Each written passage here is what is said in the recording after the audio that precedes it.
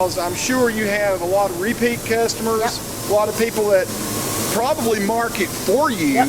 because I know that my mom and dad and other relatives for years have just said, hey, if you need a stove, you just get a buck stove. Yep. See, I mean, that's kind of advertising you don't have to pay for.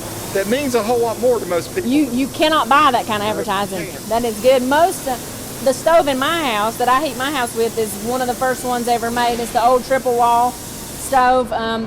We still have to raise the windows in the dead of winter because it's so hot in our house. The only thing I can ever complain about Buck stove is that the one that my dad bought back in the, I guess, the late 70s, nearly broke our back getting it in. Heavy. They're not light. It's not cheap. It's not cheap. That's for sure.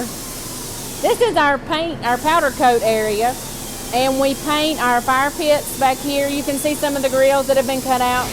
Keith will paint those. They'll go into these big ovens. Those are million BTU ovens. Wow. And you put on your little astronaut these suit. the ovens over here? Yep, we'll go the other. They're open on the other side, and it hangs. Everything hangs on those racks over there. We just took a bunch down yesterday, but and he rolls those racks in there and bakes it on. So he'll paint it and then roll it in there and bake it. Wow. So the racks, I guess, have steel wheels Yep. so they don't melt or anything. Yep, yep. This is Keith Gooch. He's our #1 painter. He takes care of all of our colors and our powder. Nice to meet you, Keith. I'm Tony Glenn. I used to be from up here. Kind of still come back to me once in a while.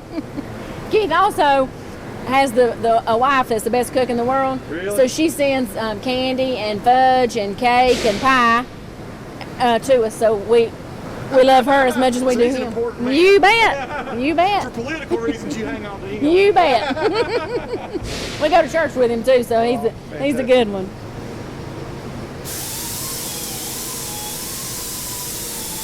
He will run, we paint in these ovens tractors, headers for cars, do a lot of motors for race cars, wheels. A lot of people want their wheels powder coated for their trucks or their cars. Is this a specialty side business that y'all have?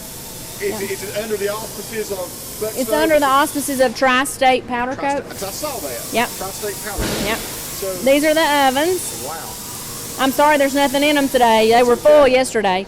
But yeah, you roll it in there, turn it on, and it is hot, hot, hot. Wow.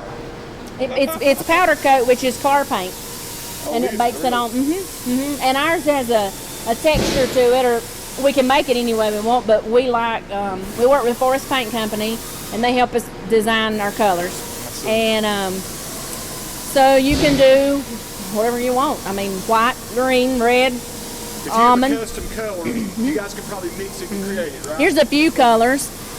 This is a little steel. This is part of our steel series. These are non-bent gas stoves. That's one of those carried in your house with your buddy because it's heavy. And you plug it in, run your gas line. That's it. These stoves also come in green, a real pretty forest green. We do Christmas ornaments back here for Antler Insanity, which is a big advertising campaign that we do with hunters. And so they do Christmas ornaments. We do lanterns for Wells Fargo, for PNC Bank, for Edward Jones, for whoever wants one. If it's our friend and we want to put their name on it, we do. Dealers give those lanterns away.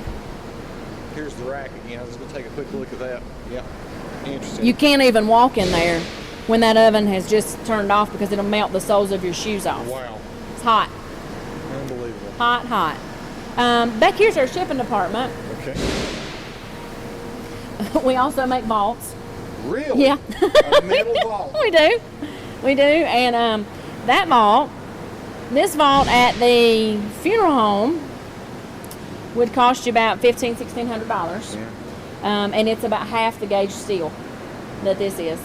So You're going to divulge your retail, or you're going to keep it quiet on I'm going to be honest and truthful. We've never even sold a vault. We just give them to people that we love. Really? Employees, yeah. We make them when people die. Unbelievable. And I'm used to seeing the big concrete ones, but this is This metal. Yeah, wow. That is something else. yeah, and we have two kinds. We have the lid that sits on, and then we have a lid that kind of does this. So, and you can make that vault any color that you wanted to. I So want when mine to be Jesus- hot when pink. Jesus comes back, though, you can get out of that. Yeah, buddy, you get right on out of that thing.